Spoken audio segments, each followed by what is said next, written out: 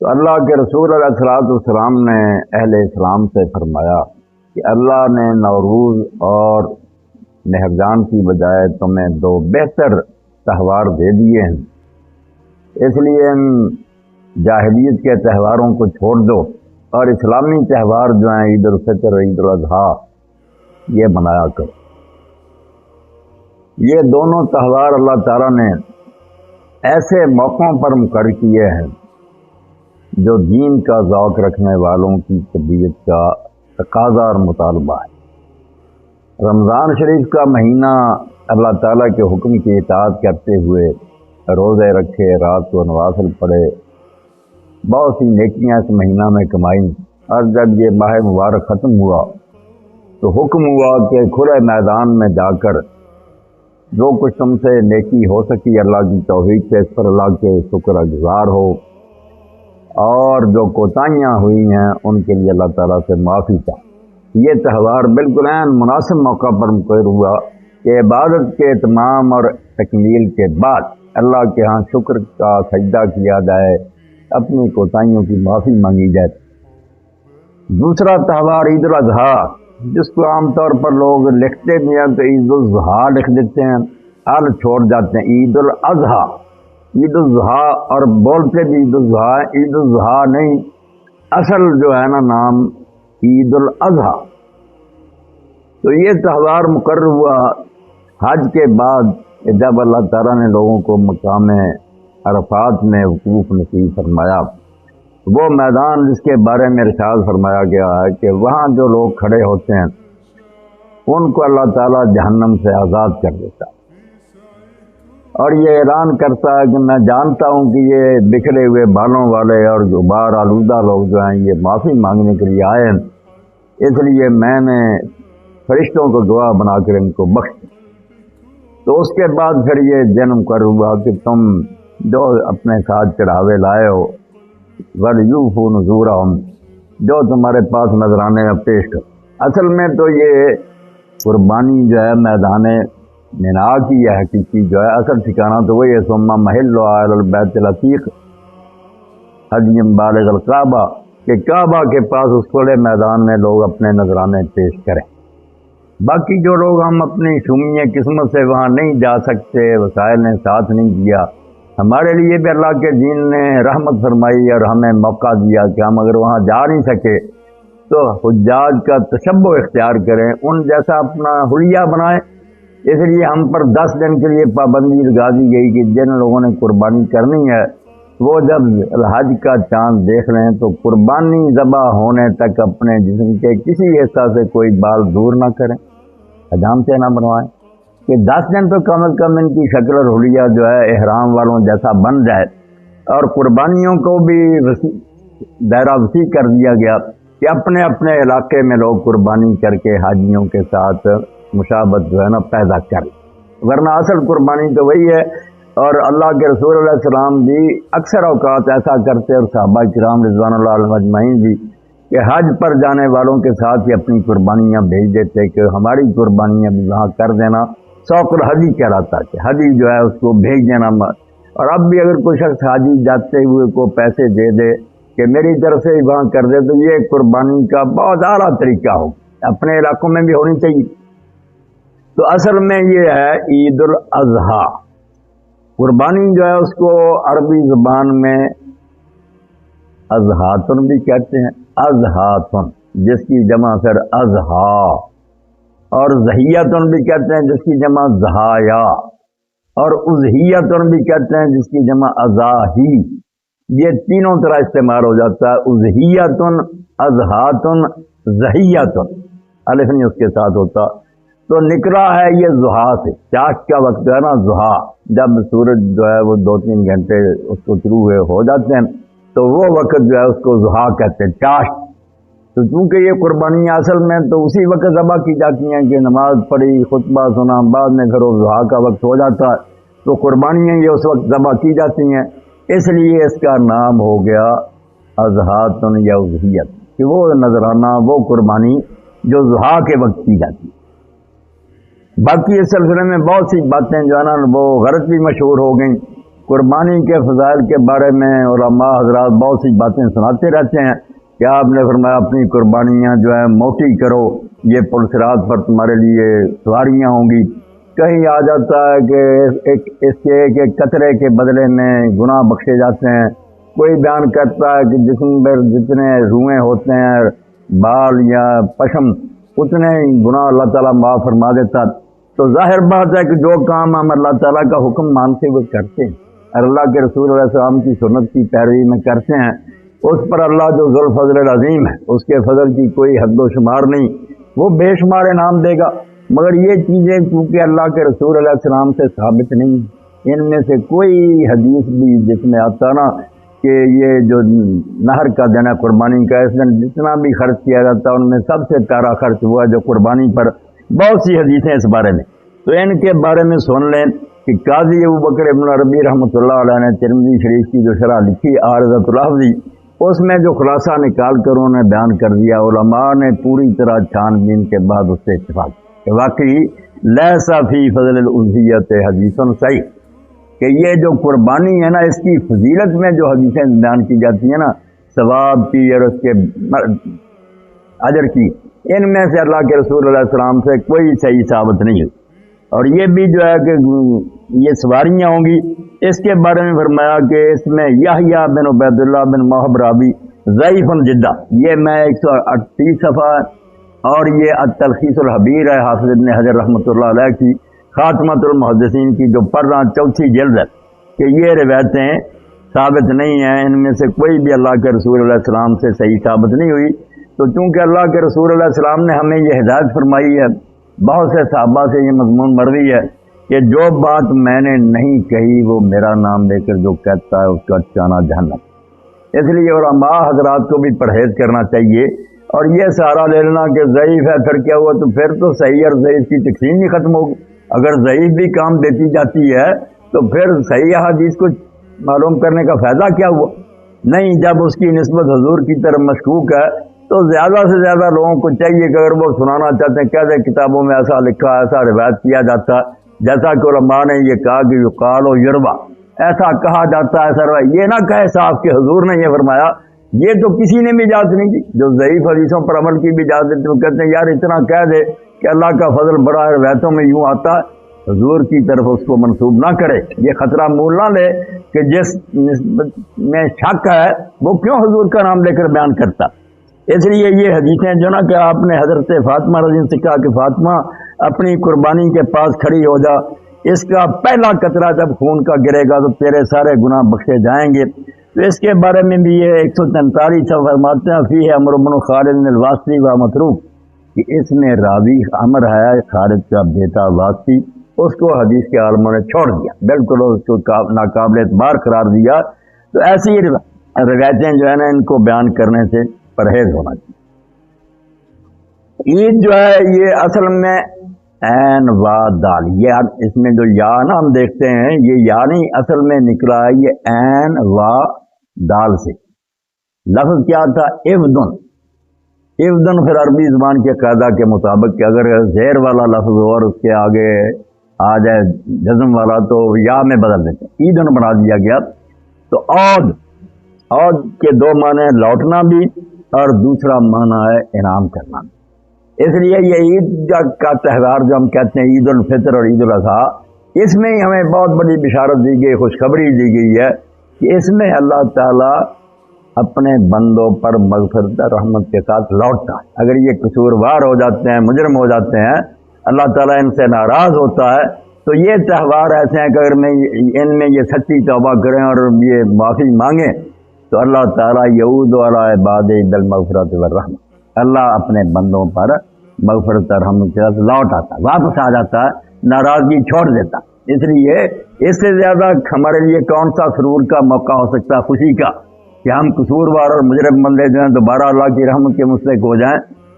اور اضحیٰ آپ نے سن ہی لیا کہ اضحیٰ واحد ہے، اس کا اضحیٰ جمع، وہ قربانیاں جو ضحیٰ کے وقت ذبح کی جاتی ہیں چاش کے وقت۔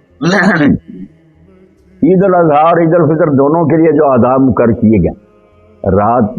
ان میں جو ہے نا دونوں راتوں میں راتوں کو عبادت کرو، جو ان راتوں میں جاگتا ہے، جس نے دل مریں گے اس نے وہ دل، اس کا دل مردہ نہیں ہوگا. یہ بھی ضعیف روایتوں میں سے کمزور روایتیں ہیں، ان کی نسبت حضور کی طرف ثابت نہیں. اس لیے امام ابن قیم رحمۃ اللہ علیہ زاد المعاد میں فرماتے ہیں کہ نبی علیہ الصلوۃ والسلام سے دونوں راتوں میں احیاء،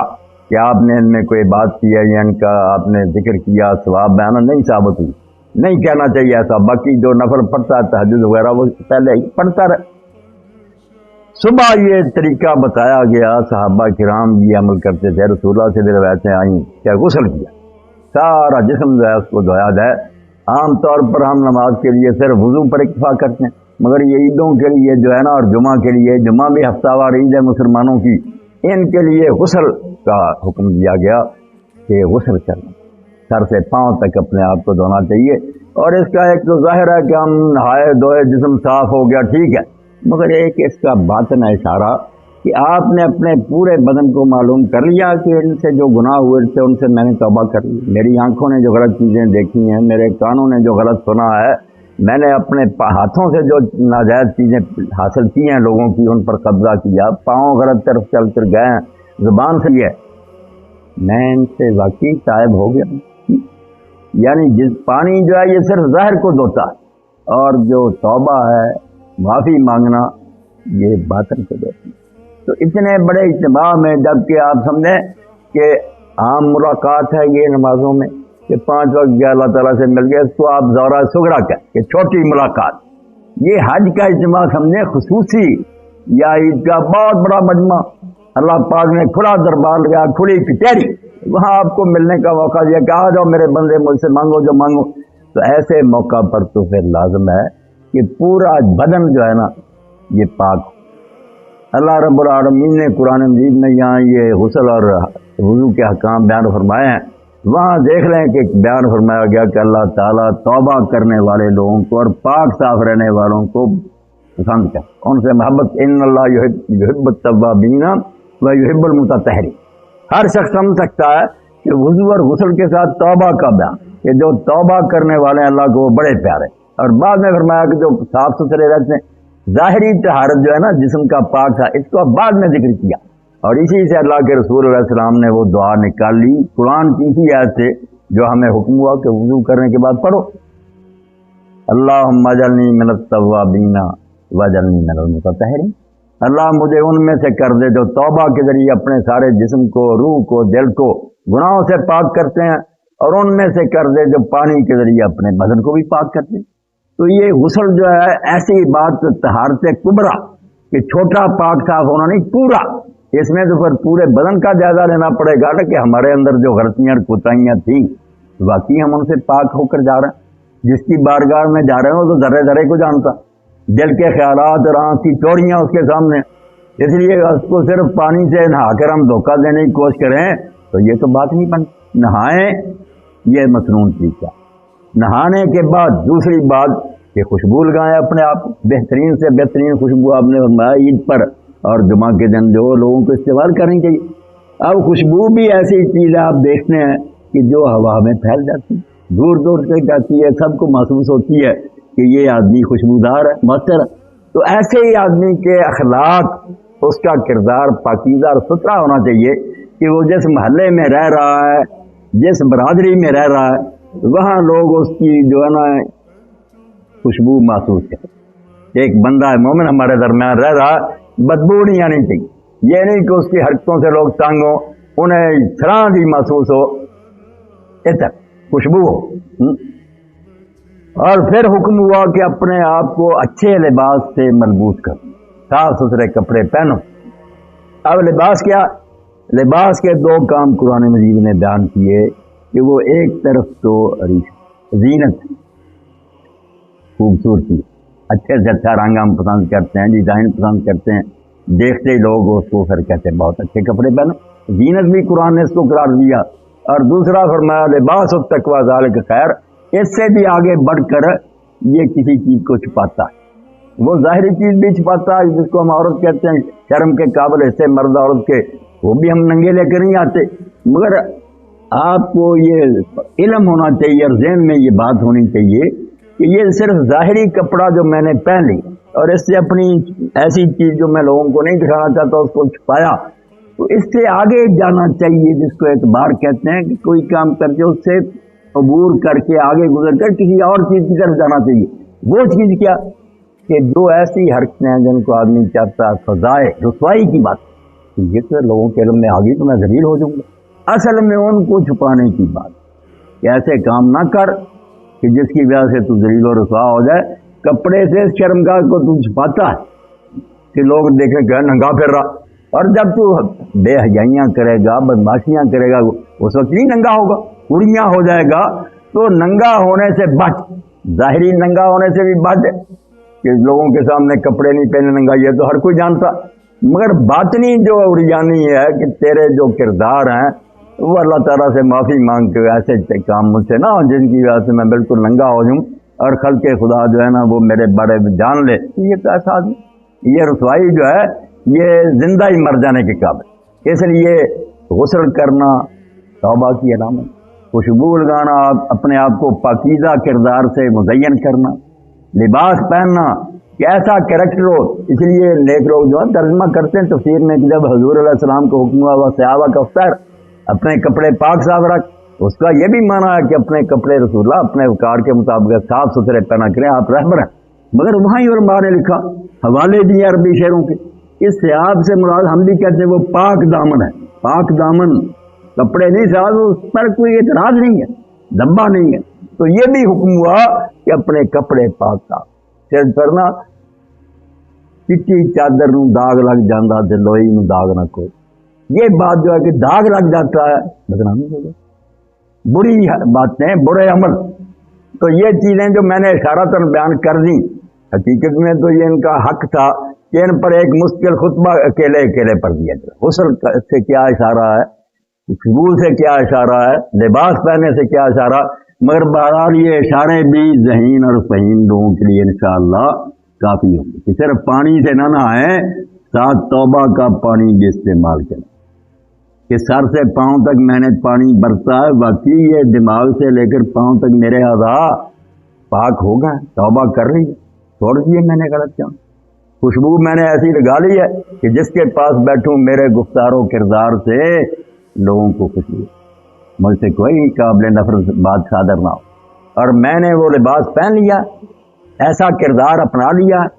ایسا کریکٹر بنا لیا جو میرے لیے بھی باعث زینت ہو۔ میرا لباس جیسے خوبصورت، میرا کردار میرے لیے جو ہے نا وہ قابل ستائش،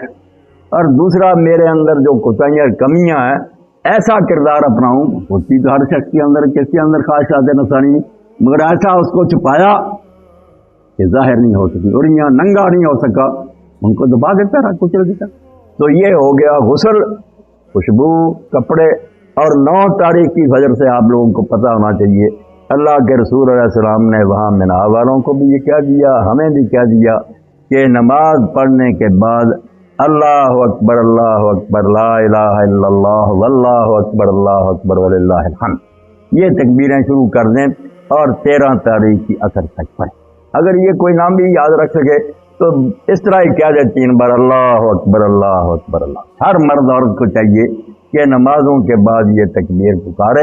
اور ویسے بھی ان 5 دنوں میں 9 سے لے کر 13 تک زیادہ ذکر اسی کلمے کا رکھے، اللہ کی تکبیر بیان کرے۔ مگر تکبیر ہونی تو وہ چاہیے نا، یا وسعت افلاک میں تکبیر مسلسل، یا خاک کی آغوش میں تسبیح و مناجات۔ کبھی تو وہ اللہ اکبر ہوتا تھا پہاڑوں کی چوٹیوں پر، صحراؤں میں، دریاؤں میں، سمندروں میں، مسلمانوں کے لشکر جھنڈے اٹھائے جا رہے ہیں، اللہ اکبر ہو رہا ہے کہ اس دنیا میں کسی کی بڑائی اور کسی کا سپریم پاور ہونا ہم قبول نہیں کرتے۔ عظمت اور بڑائی سربری زیبا فقط ایک ذات بے ہمتاک ہے، حکمراں ہے بس وہی، باقی بتانے حاضری۔ نہ ہم کسی کے خدا بنیں گے، نہ کسی کو بننے دیں گے، سب بندے بن کر رہے ہیں، حاکم اللہ ہے، دنیا ساری امن سے رہے، مسلم ہو غیر مسلم اس کے فرما بردار بن کر رہے ہیں، دنیا میں غنڈہ گردی اور بدماشی نہ ہو۔ کبھی تو وہ تھے یا وسعت افلاک میں تکبیر مسلسل، اور اب یہ نوبت آ گئی یا خاک کی آغوش میں تسبیح و مناجات۔ باہر بھی نہیں بیٹھے، نیچے ایک گڑھا کھول دیتے ہیں، کہتے چلا کاٹ رہا ہے، وہاں گھس گیا 40 دن کی توبہ۔ وہ بندہ مومن ہے جس کا کام تھا کہ دنیا سے فساد کو ختم کرے، وہ خود چھپ گیا زمین کے نیچے. تو کہتے ہیں وہ مذہب مردان خدا گاہ و خدا مست، یہ مذہب ملا و جمادات و نباتات. یہ ملا کا مذہب ہے، درخت اور پتھروں کا مذہب ہے کہ وہ زمین میں گھسے گی. مومن کا مذہب وہ تھا تکبیر مسلسل. تو یہ تکبیریں جو ہیں کوئی چھوٹی چیزیں، اگر واقعی ہر بندہ اپنی جگہ سمجھ لے کہ کسی کی بڑائی ہم نہیں مانتے، نہ خاندان میں کوئی بڑا ہے، نہ کوئی معاشرے میں بڑا. بڑے ویسے عمر میں اگر بڑے ہیں باپ دادے ادب تعظیم میں لگ گیا، مگر کوئی بڑا بنے کہ اللہ اور رسول کے حکم کے مقابلہ میں کیا میں اپنی بات منواؤں گا،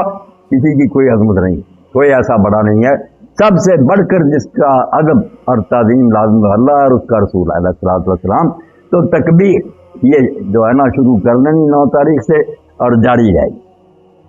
میدان میں نکل کر پھر آپ 2 رکعت نماز پڑھیں گے. ان 2 رکعتوں میں کچھ تکبیریں زائد کریں.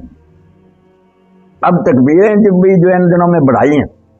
آپ ذرا خیال کریں کہ جب اللہ کے رسول نے خود کہہ دیا کہ یہ دن ایام اکل و شرب، کھانے پینے کے دن، ہمیں چھٹی دے دی کہ کھاؤ پیو. اور میں سمجھتا ہوں اللہ کا دین جو ہے کیسی مناسبت ہے اس میں کہ رمضان شریف میں بھی پہلے روزے اس وقت ہم مانتے ہیں صوم کی شکل کہ نہ کھاؤ پیو، اور عید کا دن آتا تو حکم ہو جاتا کھاؤ پیو. اس دن اگر کوئی کھاتا پیتا نا ویسے ہی جیسے ہماری بدقسمتی کہ ہم کھاتے ہیں، مگر ذہن میں یہ کوئی نہیں لاتا کہ میں آج حکم کے تحت کھا رہا ہوں. پھر یہ بھی کھانا پینا بھی وہ صوم بھی عبادت،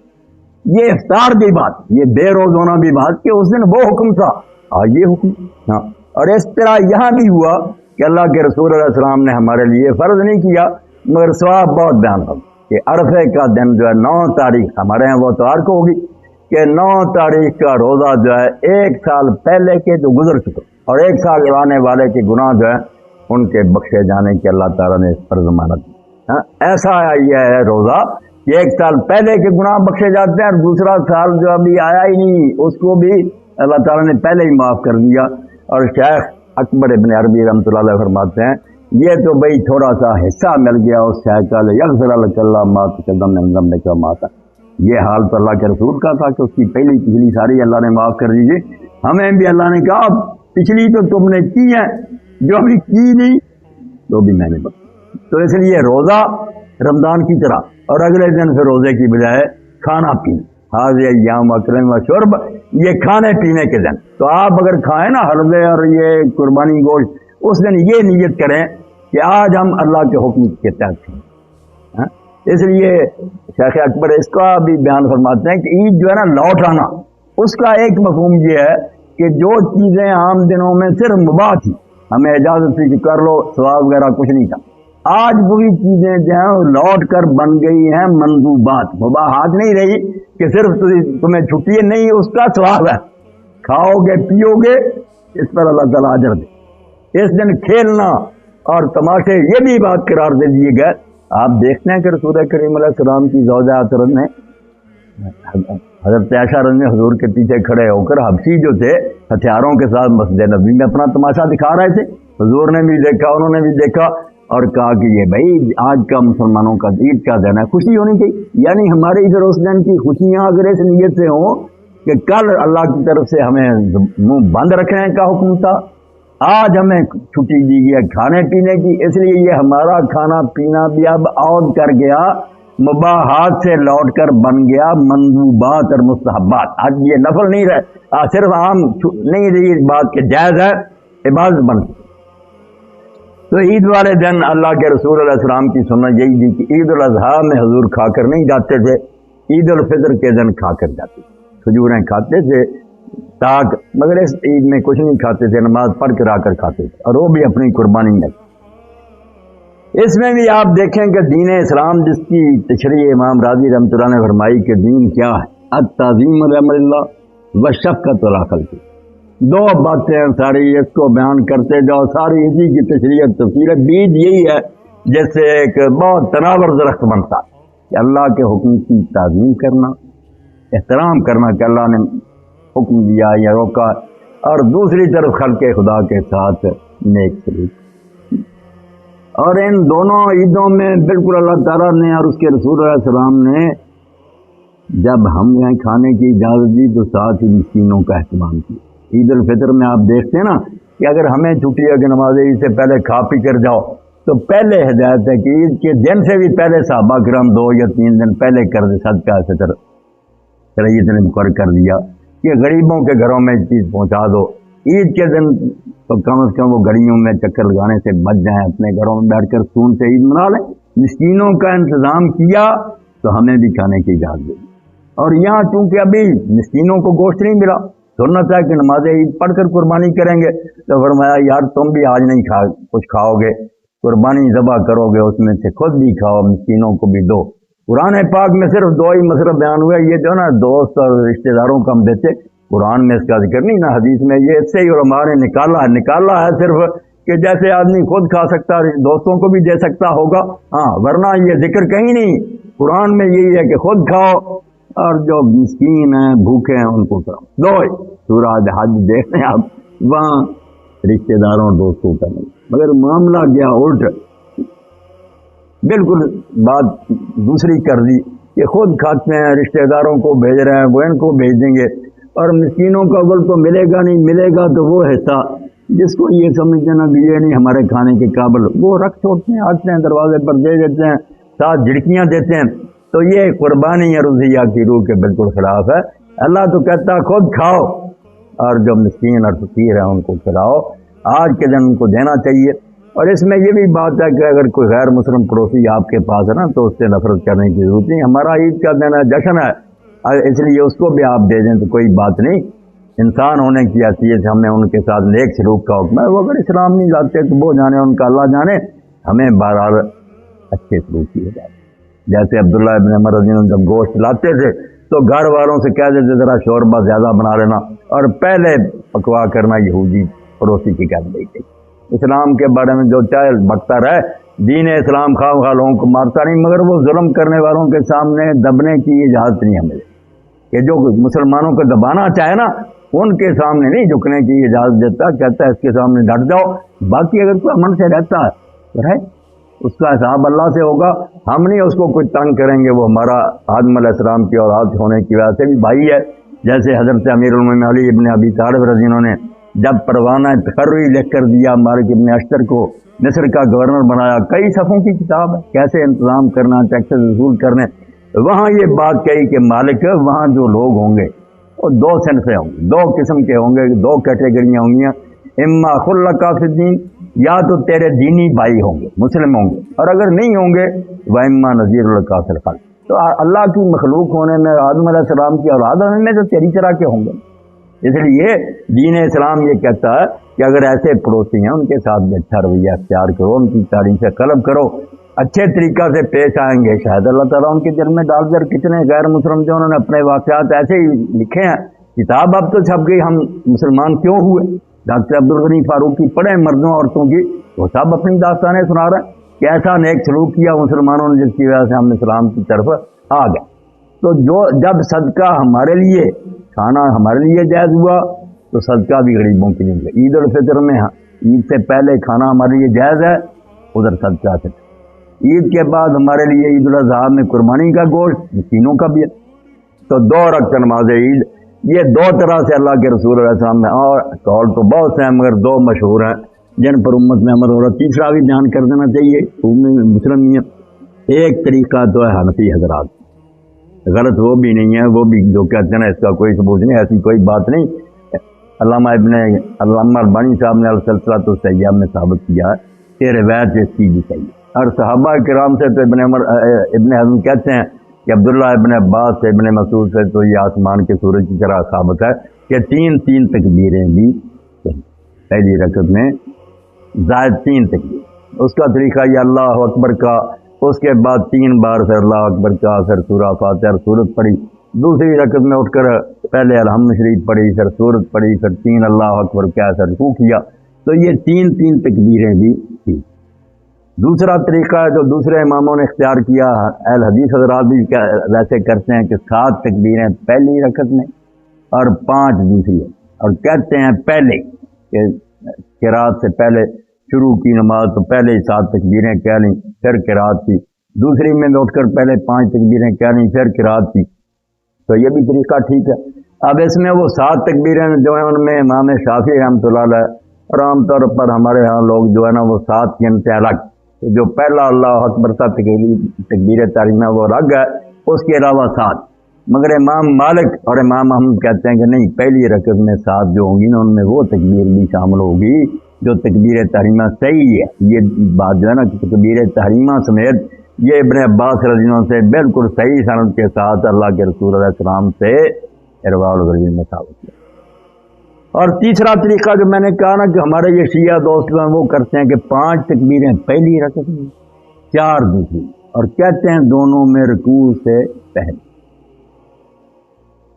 قرآن مجید پڑھ لی یا سورت پڑھ لی، رکوع میں جانے سے پہلے 5 اللہ اکبر پہلی رکعت، اور 5 میں اللہ اکبر رفع ذہن ہوگا، اور رفع ذہن کرنے کے ساتھ وہ ہاتھ اٹھا کر پھر دعائیں بھی کرتے ہیں، دعائیں قنوت پڑھتے ہیں، جو جی چاہے دعائیں مانگتے ہیں، تو 5 یہ قنوت ہو جاتے ہیں۔ 6ویں بار پھر اللہ اکبر کہہ کر رکوع میں، دوسری میں 4 بار اللہ اکبر کہہ کے ہاتھ اٹھاتے ہیں اور ان میں بھی دعائیں کرتے ہیں، پھر 5ویں تکبیر کہہ کر۔ اس کو بھی حنفی حضرات لکھتے ہیں کہ اگر کوئی شخص رہ جائے آ کر دوسری رکعت میں شامل ہوا، تو ان کا چونکہ طریقہ ہے کہ اب جب اس نے اٹھ کر پہلی رکعت پڑھنی ہے تو پہلی رکعت میں تو شروع میں تکبیریں، اس لیے وہ پہلے ہی اٹھ کر کہے گا، تو یہاں انہوں نے کہا یار اس طرح کسی صحابی سے ثابت نہیں ہے کہ دونوں جو تکبیریں وہ ایک دوسری کے ساتھ مل جائیں، دونوں رکعتوں کے درمیان میں نہ ہو قرات، اس لیے پھر الدر المختار اور ساری کتابوں میں لکھ دیا کہ امام علی نے جو کیا اس پر عمل کرو، رکوع سے جانے سے پہلے دونوں رکعتوں میں جو ہے نا اس پر عمل کرو۔ اس لیے جس کی رکعت رہ گئی وہ اٹھ کر پہلے نہ پڑھے، رکوع کا جانے کے وقت پڑھے، کم از کم حضرت علی علیہ السلام کے طریقہ پر تو عمل ہو جائے۔ میں اس طرح دائرہ کھلا اس لیے کر دیتا ہوں کہ ذہن جو ہے نا ان میں وسعت پیدا ہو، لوگوں کو پتہ چلے کہ دین میں کوئی تنگی نہیں ہے، کوئی اس میں الجھاؤ نہیں۔ اللہ کے رسول علیہ السلام نے اور صحابہ کرام نے، امام احمد بن حنبل تو فرماتے ہیں کہ اگر زیادہ غور سے دیکھا جائے تو حضور سے تو اس بارے میں کچھ ثابت نہیں، سب روایتوں میں کوئی نہ کوئی ذوف ہے۔ یہ سارے عمل جو ہیں صحابہ کرام رضوان اللہ اجمعین کے ثابت، اور وہ سارے ہمارے لیے پیشور حاجی ہیں، اس لیے دین کے معاملہ میں ان کی باتیں عبادت کے بارے میں رد نہیں کی جاتی۔ تو نماز عید پڑھیں گے، اس کے بعد خطبہ ہوگا۔ خطبے عموماً امت میں 2 ہی جاری ہیں کہ ایک خطبہ پڑھا جائے پھر بیٹھا جائے اٹھا جائے، مگر وہ امام نبوی رحمۃ اللہ علیہ نے تسلیم کیا، علامہ ذیلی تسلیم کرتے ہیں کہ عید کے 2 خطبوں کی روایت نہیں تھی، کسی حدیث میں نہیں آیا کہ اللہ کے رسول اٹھتے تھے بیٹھتے تھے، یہ صرف جمعہ کی نماز پر قیاس کر کے لوگوں نے بنا لیا۔ اس میں یہی ہے کہ حضور علیہ السلام نماز کے بعد کھڑے ہو جاتے تھے اپنی جگہ اور لوگوں کو دین کی باتیں بتاتے تھے۔ بعد میں اگر سمجھتے کہ عورتوں تک آواز نہیں گئی، اس وقت یہ اسپیکر کا انتظام نہیں تھا، پھر ان کے قریب چلے جاتے، ان کو بھی واضح و نصیحت کرتے، تو خطبہ ایک ہی ہوتا تھا۔ اس کے بعد دعا جو ہے اس کے لیے حضور علیہ السلام نے اتنی تاکید فرمائی کہ جو عورتیں ان دنوں میں نماز نہیں پڑھتی ان کے بارے میں کہا کہ وہ عیدگاہ میں ضرور جائیں۔ اس زمانے میں کپڑوں کی قلت تھی کہ کچھ عورتوں نے عرض کیا حضور بہت سی عورتوں کے پاس بڑی چادریں نہیں ہیں جن میں وہ چھپ کر جائیں، فرمایا دوسری بہن ان کو اپنے جلباب میں بڑی چادر میں چھپا لے، آئیں ضرور، اور وہاں وہ نماز میں شریک نہ الگ بیٹھی رہیں، جب دعا ہو تو مسلمانوں کی دعا میں شریک ہو۔ یہ دعوت المسلمین بڑی اہم دعا کے سال کے بعد لوگ اکٹھے ہوئے کھلے مجمع میں اور اللہ سے دعا کریں۔ اس کے بعد قربانی کریں گے آ کر، تو قربانی کے بارے میں آپ یہ سمجھ لیں کہ قربانی قرب سے، قرب نزدیک ہونے کو کہتے ہیں۔ اللہ تعالیٰ اور ہمارے درمیان فاصلہ کوئی یہ میٹروں کا یا گزوں کا نہیں ہے، یہ صرف یاد اور غفلت کا فاصلہ۔ جس کو اللہ یاد ہے، جیسے میں اپنی جیب میں کچھ چیز رکھ کر بھول گیا تو ہے وہ میرے پاس مگر میرے لیے وہ دور ہے، اور جب یاد آ گیا تو قریب ہے۔ اللہ کو جو بندہ یاد رکھتا ہے کہ وہ میرے ساتھ ہے اور مجھے دیکھتا ہے، اس کے اللہ قریب۔ جو بھول جاتا ہے اس کے لیے ویسے ہی ہے جیسے ہے ہی نہیں، یا پتہ نہیں کتنی دور رہتا۔ تو یہ ساری چیزیں جو ہیں نماز کے بارے میں حضرت علی رضی اللہ عنہ فرماتے ہیں الصلاۃ و قربان و کل شیء، نماز جب ہم پڑھتے ہیں یہ بھی ہر مومن کی، ہر متقی کی قربانی ہے، اس کو اللہ کے قریب کرنے والی چیز ہے۔ چھری پھیرنے کو قربانی نہیں کہتے، قریب ہونے کو۔ تو جب ہم اپنا مال پیارا ہزاروں لاکھوں کا لیا ہوا، کئی جو انہوں نے شوق سے پالا ہوتا، اب شیخ الہند محمود الحسن رحمۃ اللہ علیہ کے بارے میں پڑھا کہ انہوں نے ایک جانور لیا بچڑا، اس کو پالا، بہت کھلایا پلایا، ساتھ اس کو دوڑاتے جنگل میں، بہت محنت سے پالا، موٹا تازہ ہو گیا۔ اب چھری پھیرنے کا وقت آیا تو بچڑا ان کی طرف دیکھ رہا تھا اور شیخ بچڑے کی طرف دیکھ رہے تھے، آنکھوں سے آنسو جاری تھے، پھر چھری پھیر رہے تھے۔ اس وقت قربان کا پتہ چلتا تھا کہ بندہ مومن مانتا ہے، جو کئی نیک لوگوں نے بیان کیا کہ قربانی کرنے کے وقت امام داس صادقی فرماتے ہیں کہ اللہم من کا ولا کا، یہ ہے دوری ختم کرتا کہ مان لو کہ میرے پاس جو کچھ ہے میرا نہیں ہے، اللہ تیرا دیا ولا کا، اور میں اس کو صرف بھی تیری خوشنودی کے لیے کروں گا۔ میرے جسم کے سارے اعضاء، میرا دل، میری روح اور میرا مال، میری اولاد تیرا دیا ہے، اور تیری خوشنودی کے لیے میں ان کو صرف کروں گا، نہ کسی دوسرے نے دیا، نہ کسی دوسرے کے لیے میں ان کو استعمال ہونے دوں گا۔ یہ شے ہے جو اللہ کے قریب ہمیں کر دیتی ہے، اور جب ہم سمجھ لیتے ہیں نہیں ہماری محنت کا نتیجہ ہمارا کمال ہے، ہم متکبر ہو جاتے ہیں، خلق خدا کے ساتھ ظلم کرنے لگتے ہیں، اللہ تعالیٰ کو بالکل بھول جاتے ہیں۔ تو یہ قربانی جو ہے کہ جانور پالے، محبت سے پھر انہیں چھری پھیری، کہا اللہ تو نے اشارہ کیا، تو نے تو ہمارے باپ ابراہیم علیہ السلام کو بیٹے کو چھری پھیرنے کا کیا دیا تھا، مین حد ساتور بر ہلکے پسر نی کناد از ما سوا قتل۔ بندہ مومن تو اللہ کے سوا ہر ایک سے منہ موڑ لیتا ہے، وہ تو چھری بھی بیٹے کے گلے پر رکھ دیتا جا، ہمیں تو چھری جانور کی طرف گلے پر چڑھانے کا حکم ہوا۔ تو قربانی، باقی اس کے اوصاف کیا ہیں؟ اوصاف یہ ہیں کہ قربانی کے جانور میں 4 عیب نہیں ہونا چاہیے، جو اللہ کے رسول علیہ السلام نے انگلیاں اٹھا کر کھڑے کر کے کہہ دیا الاوراء بین اورو، کانا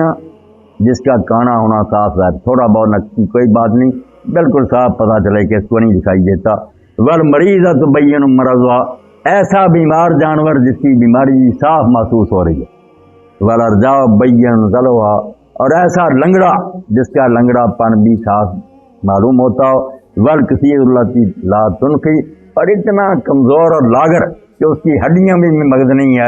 یہ 4 جانور فرمائے۔ اور جب لوگوں نے کہا صحابی رسول سے حضرت برا سے کہ ہمیں اس کے دانتوں میں کوئی خرابی نظر آتی ہے جانور کے، یا کان میں کوئی نقص نظر آتا ہے، کوئی سینگ ٹوٹے نظر آتے ہیں، تو آپ نے فرمایا ما کرہتا فدا ولا تحرم ولا حد، کہ جو تجھے اچھا نہیں لگتا خود نہ کر، مگر لوگوں کے لیے حرام نہ کر۔ یہ 4 چیزیں صرف اللہ کے رسول نے انگلیاں اٹھا کر کہہ دی۔ باقی جو لمبا چوڑانا کہ آپ نے اسباء الکرم سے منع کیا، عذر سے منع کیا، مقابلہ مطابرہ، میں لمبی بات میں نہیں پڑھتا، وہ ساری روایتیں ہیں ضعیف اور کمزور۔ کوئی ان پر عمل کرتا ہے، بچتا ہے، صاف ستھرا لیتا تو بہت اچھی بات ہے، جیسے امام ترمذی کہتے ہیں کہ ان سے بچ جائے آدمی تو اس نے مکروہ سے پرہیز کیا، باقی حرام نہیں، جو ہے نا بالکل ناجائز ہو، یہ 4 ہی ہیں، ان کے علاوہ کوئی۔ عمر کے بارے میں اللہ کے رسول علیہ السلام نے جو کچھ ہمیں بتایا ہوئی ہے کہ جو بھیڑ ہے، دمبا ہے، اس میں کھیرا جانور بھی جائز ہے، مگر وہ کھیرا اتنا چھوٹا نہیں ہونا چاہیے کہ بالکل للوری ہو، اتنا تو ہونا چاہیے قوی ہو، سال بھر کے جو جانور ہیں دوسرے ان میں اگر کھڑا ہو تو محسوس ہونا، موٹا تازہ تو کوئی بات نہیں، اس کی عمر اگر کم بھی ہوگی۔ اور جو باقی جانور ہیں، گائے، بیل اور بھیڑ، بکری، بھیڑ کے علاوہ بکری، یہ سارے جو ہیں ان کا مسنہ ہونا ضروری ہے۔ مسنہ کوئی عالم ترجمہ کر دیتے ہیں کہ اس کی عمر پوری ہو، وہ عمر پھر کہتے ہیں کہ سال کا ہو بکرا، 2 سال کی گائے، 5 سال کا اونٹ۔ بات یہ بھی غلط نہیں، عربی زبان میں مسنہ بالکل عمر کو بھی کہتے ہیں، مگر حضرت ابن عمر رضی اللہ عنہ جب بیان کر دیا کہ سنی فما سائے، 2 دانتا اور اس سے جو زیادہ اس سے کم نہیں ٹھیک، تو سنی ان سے تشریح ہو گئی کہ 2 دانتا مراد۔ اس لیے بھیڑ کے علاوہ باقی سارے جانور جو دیکھے کہ اس کے دودھ کے دانت گر گئے، 2 دانتا اس کا ہونا ضروری ہے۔ باقی جتنے ہیں میں نے ان سے اگر کوئی پرہیز کرے، بچے اچھا صاف ستھرا لے تو ٹھیک ہے، ناجائز کوئی نہیں۔ گوشت کی تقسیم کا مسئلہ یہ ہے کہ گوشت میں نے بتا دیا کہ اگر گھر کے افراد زیادہ تو بے شک کھا لیں، کوئی بات نہیں، آج تک خدا کے مہمان ہیں، مگر کنجوسی اور بخل نہیں ہونا چاہیے کہ جان بوجھ کر وہ روکنے کی کوشش کریں۔ اگر افراد تھوڑے ہیں گھر کے تو مسکینوں غریبوں کو زیادہ دے دیں۔ جو روح ہے اس کی سماعت فراخ دلی ہونی چاہیے، خلق خدا سے پیار ہونا چاہیے، اس کا تقاضا تو یہ ہے کہ ہم تھوڑا تھوڑا کھا کر باقی سب لٹا دیں۔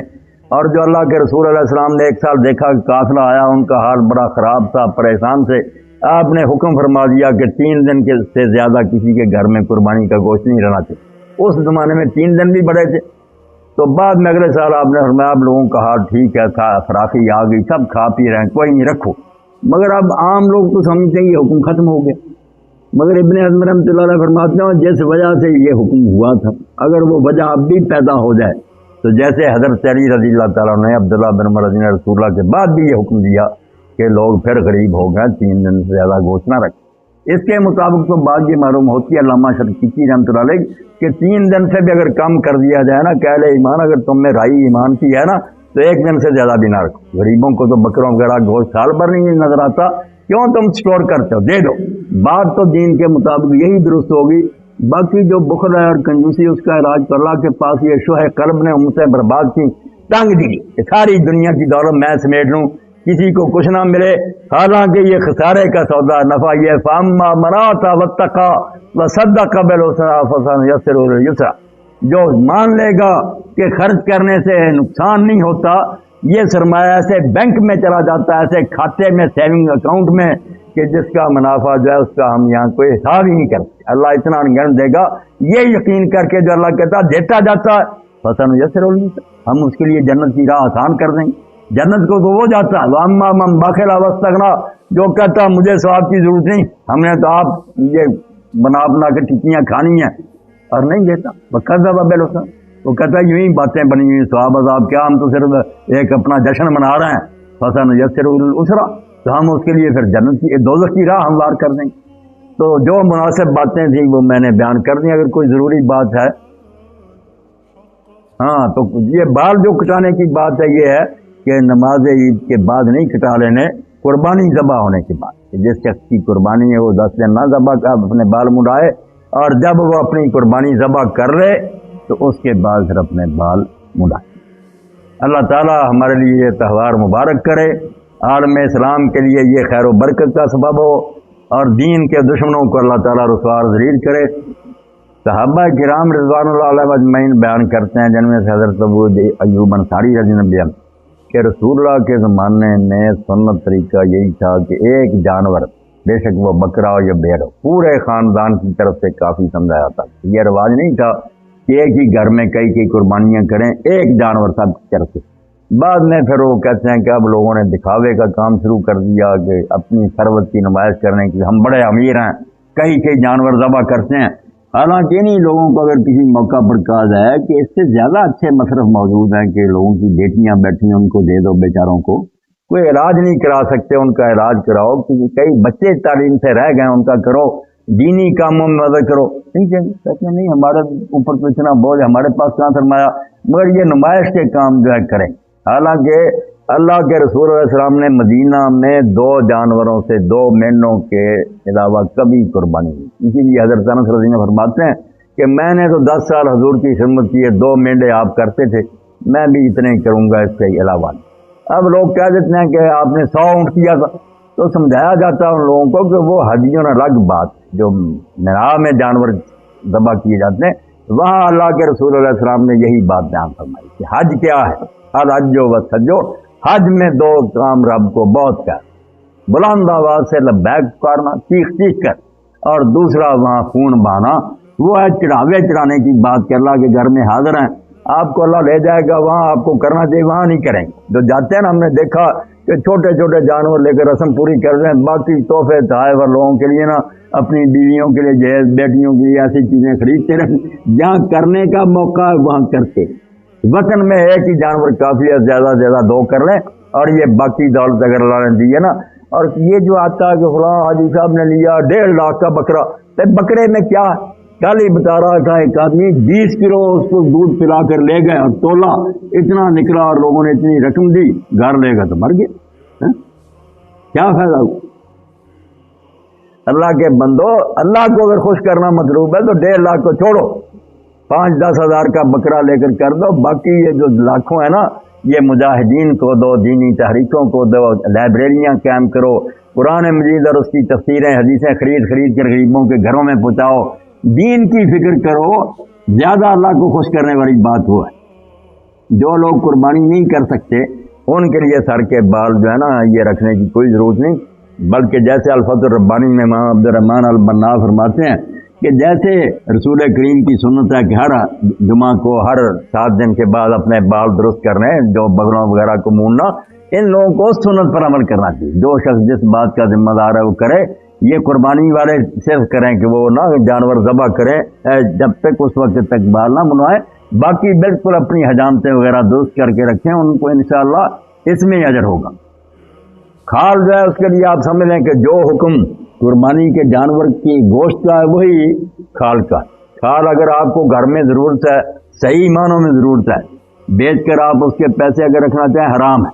یہ تو کنجوسی کی انتہا ہے. اگر البتہ جانماز بنانا چاہتے ہیں, مشکیزہ بنانا چاہتے ہیں تو یہ صحیح مسلم میں آتا ہے. صحابہ کرام رضوان اللہ اجمعین بنا لیتے, جیسے گوشت گھر میں کھا سکتے ہیں. ورنہ پھر یہی ہے کہ اس کو صدقہ کر دیں.